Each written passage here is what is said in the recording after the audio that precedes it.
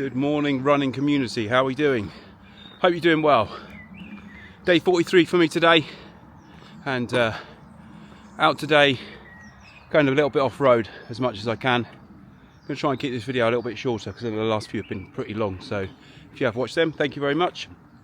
But we're going to go a little bit off-road today, and as a result, I'm going to wear some more appropriate footwear this morning. So wearing the Nike Ultra Flies, which are trail shoes by Nike, also have a carbon plate. So I'm feeling still a little bit unwell, if I'm honest, but we're still getting out, we're still doing it. Weather in the UK, if you're not from the UK, is still utterly dreadful. No real surprise there. Quite looking forward to the fact that I can at some stage report to you guys that the weather isn't dreadful actually. So what I thought I'd do today, apologies, I'm going to have to look at the floor rather than at the camera as much as possible because I'm off-road at the moment and there's a shed ton of potholes on this little road here, and I don't want to fall over and deck it on camera if I can help it. Anyway, I thought today what I'd do is very briefly share with you my reason for starting all of this. I've mentioned a few times the health scare I had, and I've not really said what that was actually, so I'm going to do that, and by doing that hopefully a few people can understand what's driving me and motivating me to try and be the best version of myself, and what is keeping me going for the last 2.5 years and driving me to get up at 5 AM every day. So we're going to do that. So one of the things that I had to learn to do as part of my journey so far is to become a lot more comfortable with being vulnerable and a lot more comfortable with sharing my feelings, which typically, as many of us know, men are not generally all that good at doing. So I've made enormous progress in that regard over the last few years, and now probably at a point where I'm very comfortable to share feelings and experiences with people, and probably go into too much detail if I'm honest, but I like to be as detailed as I can be because I think that's the way to help people, and the way to give people the real detail, and as a result, if that helps people, then that's exactly what my intention is from this channel, and that's what I'm going to do today. Right, I'm going to talk a little bit about what happened to me and why I made the decision to do some of the things I've done, and why I continue to do that.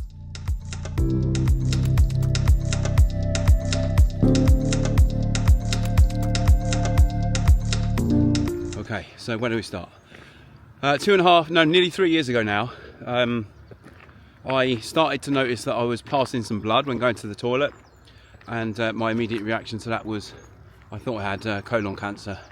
So I went into proper panic mode, and because I've spent my career working in the pharmaceutical industry, you get to hear obviously horror stories and see, I guess, more information than perhaps you normally would if you didn't. And I'd been working for many years in oncology studies, so I knew, how serious that could be.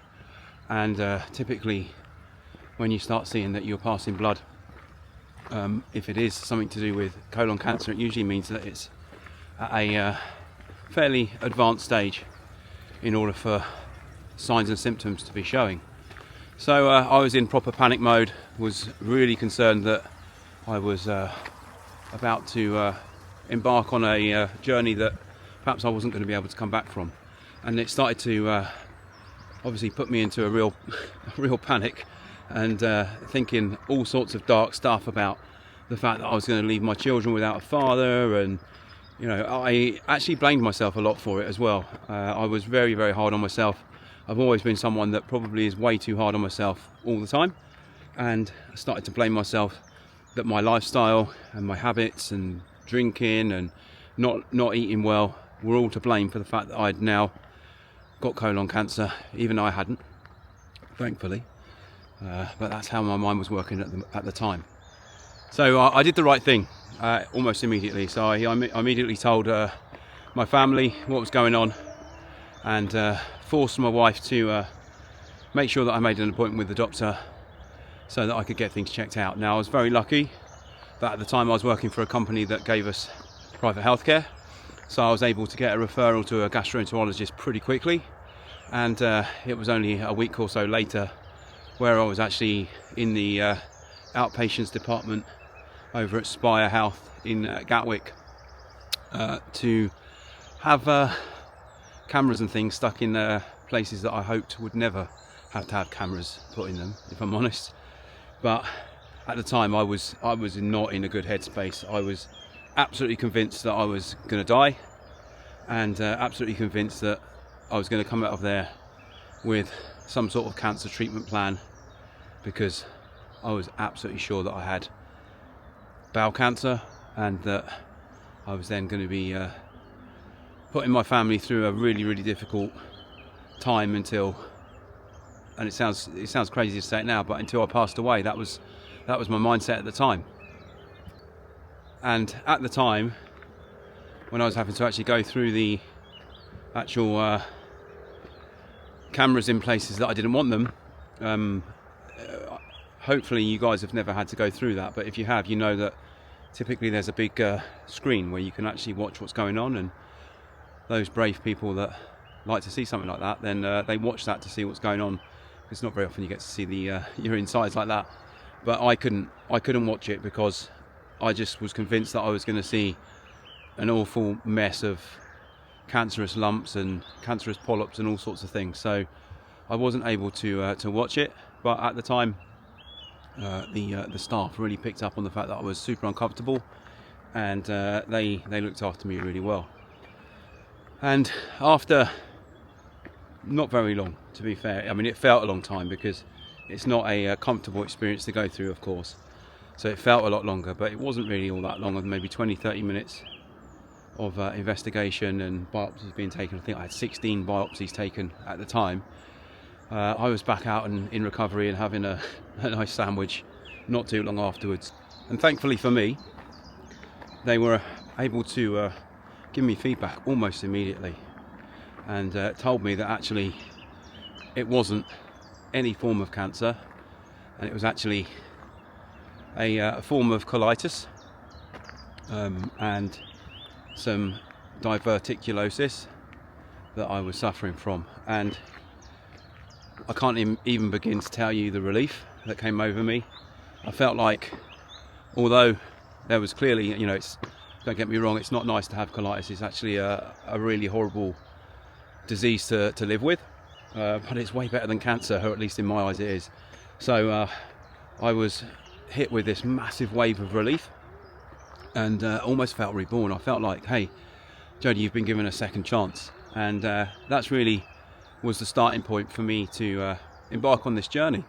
So it was there and then I decided it was time to invest in my health, and made a really, really difficult decision actually to take some time off of work, because although it sounds great, I was really enjoying the company that I worked for. I was heavily invested in that company, and emotionally as well. I really enjoyed being there, but you have to invest in your health first, right? You have to make sure that you continue living healthy, or start living healthy actually, in my case at the time, over anything else. Every other decision needs to be secondary to your health. So I worked with the company that I was working with at the time to have an exit from the company that was going to hopefully disrupt the minimal amount of possible, so that I could then take at the time, undetermined amount of time off of work. And at the time, my intention was to spend time with my family, but also take myself off and find a way to heal, I guess is the right way to put it, because my mindset was not good at the time. I had been suffering from imposter syndrome for many, many years, always feeling like I wasn't good enough, feeling like I was about to be exposed for being something that clearly I wasn't, and there was no reason to it. But I think if you're someone who understands or knows imposter syndrome doesn't have any rhyme or reason to it, you just spend this whole time battling with a demon in your mind that keeps telling you you're not good enough all the time. And I had that for years. I mean, I'm working in a high pressured industry, a lot of responsibility, and I guess I always felt like I just wasn't good enough to be doing that. Now it sounds stupid to me, but at the time it didn't. At the time it made sense. It made me constantly feel like I was, as I say, about to have somebody come and tell me, "Hey Jody, you've done this wrong," or why are you working here? You're not right for this company. You don't have the skills or whatever to do it. So I spent so many years feeling that way, but hiding it all the time. Not wanting people to see that was how I was feeling. So at the time I set off on this journey of, I guess, self-discovery that continues today, to be fair, and learning to like myself a little bit more and to understand a bit more why I was feeling the way I was. But at the time I really didn't like myself, thought I wasn't really contributing anything to the world, and as I've spoken about on my previous videos, I really wasn't looking after myself at all. I was drinking way too much to hide from the imposter syndrome and hide from this uncomfortable feeling of not being good enough in any area in my life, really, and using that as a numbing mechanism, if you like, to try and cope with that. And I wasn't looking after myself. I wasn't exercising. I wasn't eating right, and all of those things stacked up to being, areas which really wasn't helping my mental state. Sorry, I've got the bright sky behind me, so I'm not sure if you can see my face now. But it really wasn't contributing to me being in a good spot, and I was feeling pretty dreadful. But at the time, getting the news that it wasn't cancer just felt like I was reborn. And at that stage I decided, right, it's time to make some changes. It's time to become the man that you could be, but at the time was, or it felt like I was so far from being. And that's where the journey began. I'm going to tell you a bit more, but I need to start running because I'm getting cold, and I've been messing about with this camera for a while now without running. So we're going to run a bit more, and then I'll tell you a bit more.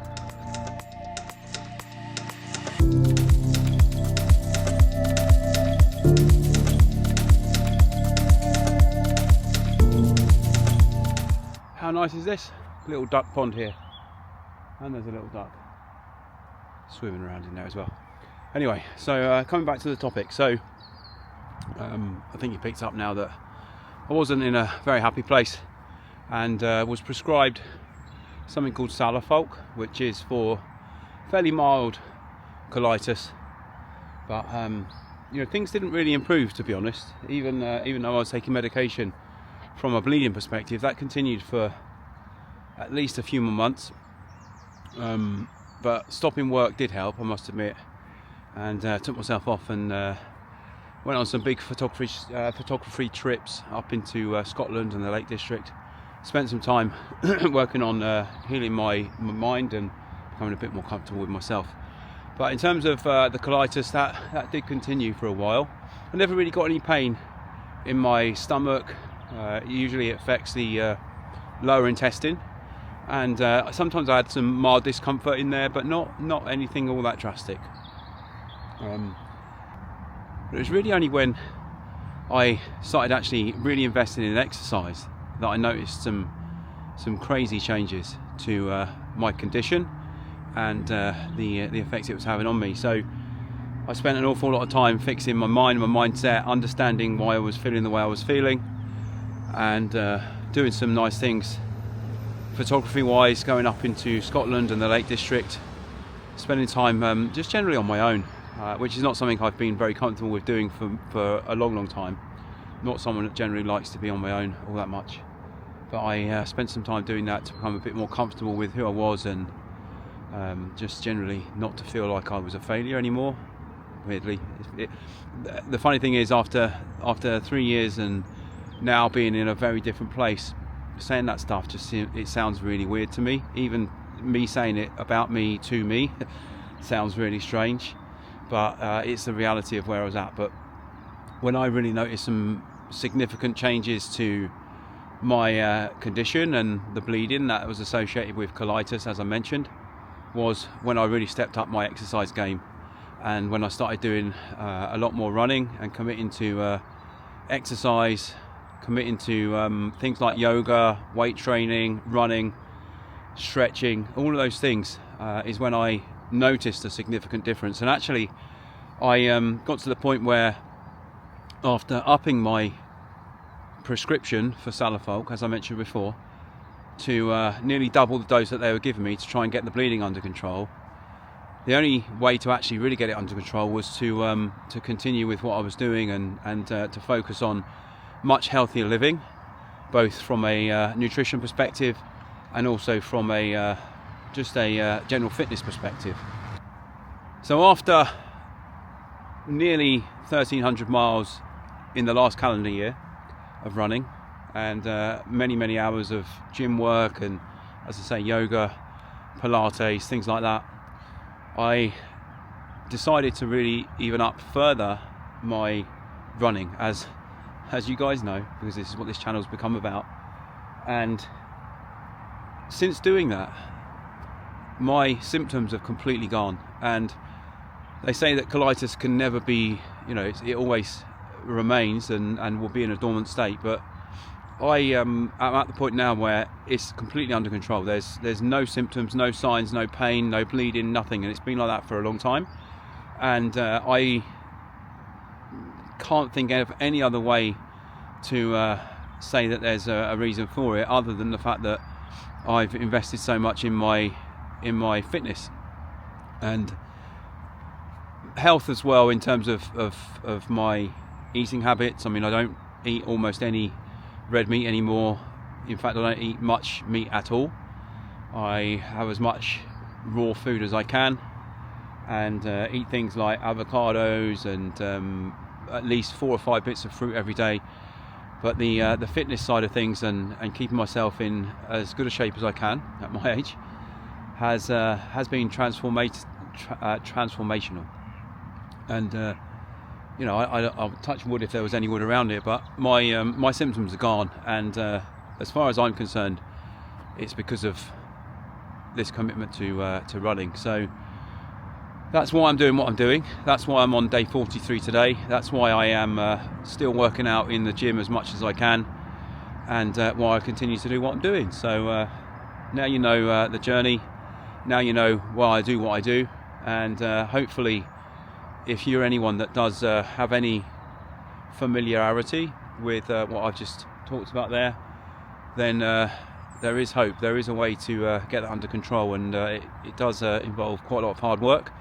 But I no longer take medication at all for the colitis that I potentially still have, but wouldn't know even if I had it anymore. So yeah, couldn't recommend enough. If you're somebody that does suffer from things like that and want to find a way to get it to a point where it's more manageable or even goes away, then running is your answer, I think.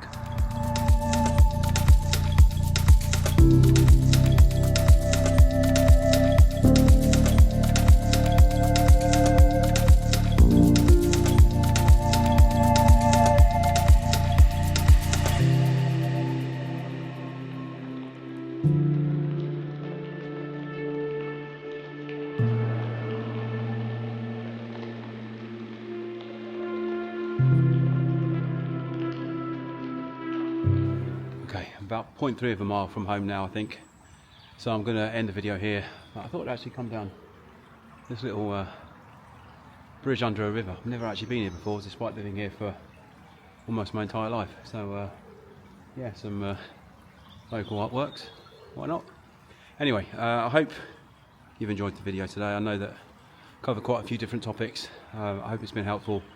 I guess what I should say is my thoughts are based on my own journey, and if anyone's got any issues like colitis, or certainly if you've got any kind of bleeding going on internally, then get that checked immediately. Don't hang around, don't wait, don't be embarrassed, just go and get it checked out, because I can tell you, once you realise that it's not as bad as you think, it's like a ton of weight coming off your shoulders, So make sure you go and get it checked out if you do have any issues. But for now, hope it's been helpful. As always, got any questions, just let me know. And yeah, I'll see you on the next one, and take care.